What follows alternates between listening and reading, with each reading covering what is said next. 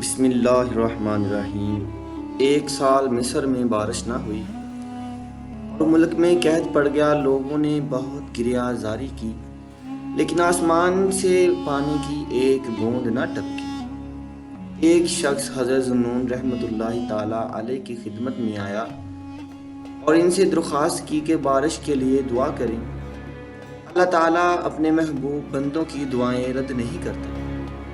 حضرت ذوالنون مصری رحمۃ اللہ تعالیٰ علیہ نے یہ بات سنی تو اپنا بوریا بستر باندھ کر مدینہ کی طرف چلے گئے۔ ان کے جانے کے بعد اس زور سے میںہ برسا کہ جل تھل ایک ہو گئے۔ 15-20 دن بعد جب حضرت ذوالنون رحمۃ اللہ تعالیٰ علیہ کو مدین میں خبر ملی کہ سیاہ دل بادل کو بھی آخر مصر کے لوگوں پر رحم آ گیا اور وہ ان کی مصیبت پر رو دیا، یہ خبر پا کر وہ واپس مصر تشریف لے آئے۔ ایک مرد خدا نے ان سے پوچھا کہ آپ کے مصر سے چلے جانے میں کیا مصلحت تھی؟ انہوں نے جواب دیا، میں نے سنا ہے کہ بعض دفعہ اچھوں کا رزق بروں کی وجہ سے بند ہو جاتا ہے۔ میں نے اس ہولناک خشک سالی کے اسباب پر غور کیا اور اپنے سے زیادہ گنہگار اس ملک میں کسی کو نہ دیکھا۔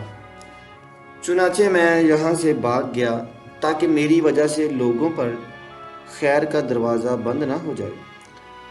دوستو، جب بھی کسی مشکل کا سامنا ہو جائے تو اپنے گناہ یاد کر کے اللہ تعالیٰ سے توبہ کی دعا کیا کرو تاکہ اللہ تعالیٰ معاف فرما کر مشکل سے نجات عطا فرمائے۔